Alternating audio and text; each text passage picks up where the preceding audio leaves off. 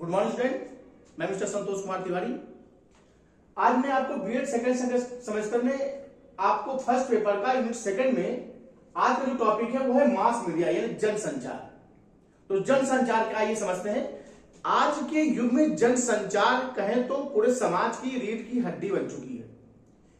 जनसंचार एक ऐसा संसाधन है जो व्यापक रूप से एक बड़े समुदाय को जोड़ने का प्रयास करता है कम खर्च में। या यूं कहें तो अन्यायोक्ति नहीं होगी कि आज के समय में जनसंचार कहीं ना कहीं ये पूरे समुदाय, समाज और देश को बनाने का काम करता है और इसे कहीं ना कहीं उन्नति की ओर ले जाने का काम जनसंचार यानी मास मीडिया के द्वारा होता है।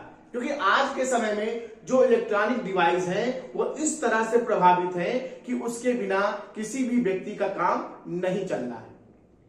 और आज के समय में किसी भी चीज का प्रचार करना हो, किसी भी चीज को आगे बढ़ाना हो, किसी भी सूचनाओं को आगे देना हो तो हम कह सकते हैं मास मीडिया सबसे आगे है। यानी कि जो जनसंचार है यानी मास मीडिया है वह किसी भी सूचना को जन समुदाय तक पहुंचाने का साधन जनसंचार कहलाता है।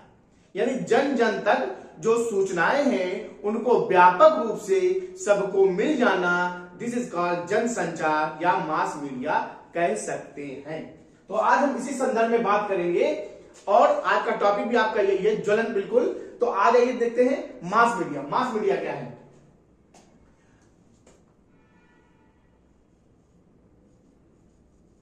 मास मीडिया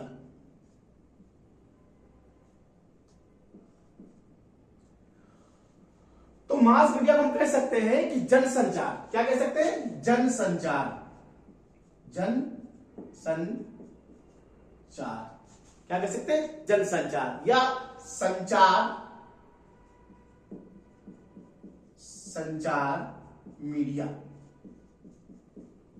क्या कह सकते हैं? संचार मीडिया। यानी एक सूचना को व्यापक रूप से शीघ्र अतिशीघ्र पहुंचाने का काम जनसंचार के माध्यम से किया जाता है। इसे हम जनसंचार कहते हैं। तो इसी संदर्भ में एक परिभाषा ले लेते हैं। तो परिभाषा आपकी है, जनसंचार का अर्थ सूचना को एक स्थान से दूसरे स्थान पर पहुंचना। जॉर्ज ए मिलर ने कहा था कि कोई भी सूचना जो एक स्थान से दूसरे स्थान पर पहुंचती है तो उसे हम जनसंचार का नाम देते हैं। दूसरा आते हैं इंसाइक्लोपीडिया, यूनिवर्सल ऑफ इंसाइक्लोपीडिया के अनुसार कोई भी सूचना जो लोगों को महत्वपूर्ण से, मतलब जो भी कोई भी सूचना जो लोगों को महत्वपूर्ण से व्यापक समूह तक पहुंचता हो, जनसंचार। यानी जनसंचार एक ऐसा माध्यम है कि जो एक नहीं व्यापक लोगों तक पहुंचता है। किसी महत्वपूर्ण लोगों तक ना पहुंचकर सभी लोगों को जब सूचनाएं पहुंचती हैं तो उसे कहीं ना कहीं हम जनसंचार की श्रेणी में लाते हैं। क्लियर है? आइए विशेषताएं देखते हैं। इसमें फीडबैक तुरंत नहीं मिलता। क्यों नहीं मिलता? क्योंकि जब ये लोगों तक पहुंचता है तो उसको जनसंचार में पहुंचने में समय लगता है और व्यापक रूप में पहुंचने में समय लगता है तो उसका फीडबैक तुरंत प्राप्त नहीं हो पाता है। और दूसरा पॉइंट क्या है? संदेशों को प्राकृतिक रूप से जन समूह में पहुंचना। जैसा कि आपको मैंने सेकंड परिभाषा में बताया था इंसाइक्लोपीडिया में, जो संदेशों को प्राकृतिक रूप से यानी सभी को समान रूप से, यानी जो सूचना है सभी के लिए समान रूप से पहुंचने का साधन है। क्लियर है? यानी सबको आसानी से, सार्वजनिक रूप से सूचनाएं आसानी से पहुंच रही हैं। ठीक है? तीसरा पॉइंट, संदेश बहुल समुदाय को प्राप्त होता है। इसकी विशेषता है कि संदेश जो है वह बहुल समाज को प्राप्त होता है। यानी एक को नहीं बहुत समाज में प्राप्त होता है। ठीक है? क्लियर है? 14 पॉइंट, संप्रेषण औपचारिक रूप से जन समूह में होने लगता है। जब कोई संचार होती, जब कोई संदेश पहुंचता है तो संप्रेषण यानी कम्युनिकेशन आपस में औपचारिक रूप से जन समूह में होने लगता है। यानी इसकी विशेषता है कि जब कोई सूचना पहुंचती है किसी पास तो एक दूसरे से इंटरकनेक्ट होने के कारण अंतः क्रिया होने लगती है और आसानी से ये चीजें सबको पहुंचने लगती हैं। ठीक है, क्लियर है। और लास्ट पॉइंट है संचार का माध्यम। जो संचार का माध्यम जो है वो क्या है? संचार का माध्यम सीधा संबंध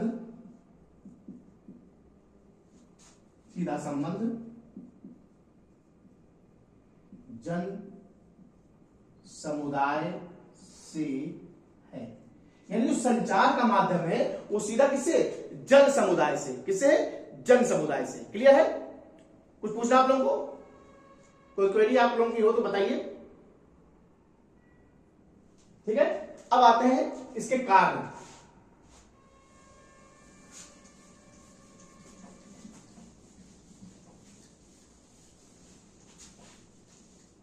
कार्य क्या है? कार्य तो पहला कार्य क्या है इसका? सूचना देना। सूचना देना। देखिए, जब आपका कॉन्सेप्ट क्लियर हो जाएगा तो जब कॉन्सेप्ट क्लियर होगा उससे आपके कार्य स्वतः ही निकलने शुरू हो जाएंगे। ठीक है, दूसरा पॉइंट आपका आएगा कराना। ठीक है, तो पहला पॉइंट सूचना देना, जनसंचार का माध्यम सूचना देना। दूसरा, सूचना के माध्यम से लोगों को शिक्षित करना। तीसरा पॉइंट आएगा मार्गदर्शन करना। चौथा पॉइंट आएगा कहीं ना कहीं लोगों के लिए मनोरंजन के साधन उपलब्ध कराना। फिर उसके बाद एजेंडा तैयार करना और फिर मंच उपलब्ध कराना। तो मंच उपलब्ध कराने से तात्पर्य है कि जो हमारे विचार विमर्श हैं, जो हमारे विचार विमर्श है, विचार विमर्श का जो तरीका है, यानी कोई चीज आपके जनसंचार में कोई चीजें आ गई, किसी सूचना को प्राप्त हुआ तो उस सूचना से संबंधित जो आपके विचार विमर्श हैं, आपस के निष्कर्ष हैं, उसके लिए एक मंच उपलब्ध कराना जो संगोष्ठी और सम्मेलन के माध्यम से उसको हम क्रिटिसाइज करते हैं, अच्छा बनाने की कोशिश करते हैं और जो कमियां होती हैं उसको भी दूर करने का प्रयास हम इस मंच उपलब्ध कराने के माध्यम से कर सकते हैं। क्लियर है? आइए अब समझते हैं कि जनसंचार के प्रकार क्या है। जन संचार के प्रकार। जनसंचार के प्रकार, तो जनसंचार के दो प्रकार हैं। पहला है मुद्रित माध्यम। मुद्रित माध्यम, ठीक है, और दूसरा है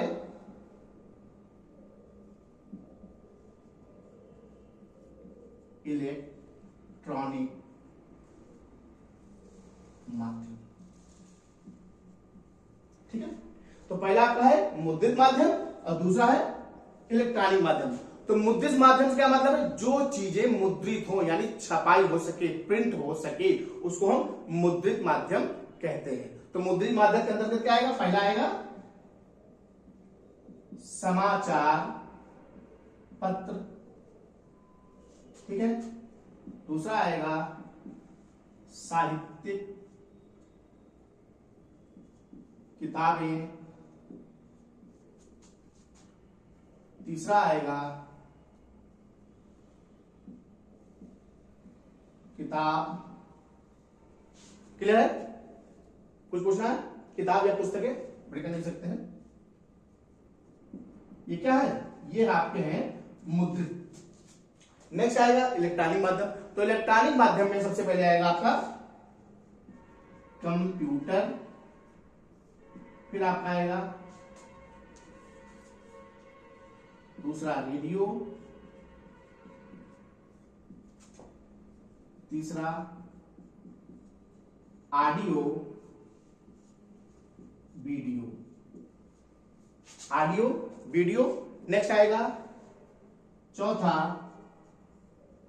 मल्टी मीडिया, और पांचवा आपका आएगा इंटरनेट, और उसके बाद छठा आएगा मोबाइल। तो ये आपके जनसंचार के प्रकार हैं। इन माध्यमों से लोगों को सूचनाएं दी जाती हैं, अपनी बात को रखा जाता है। ये प्रकार हैं जो प्लेटफॉर्म है जिसके द्वारा जनसंचार किया जाता है। ठीक है, आज कितना ही, धन्यवाद।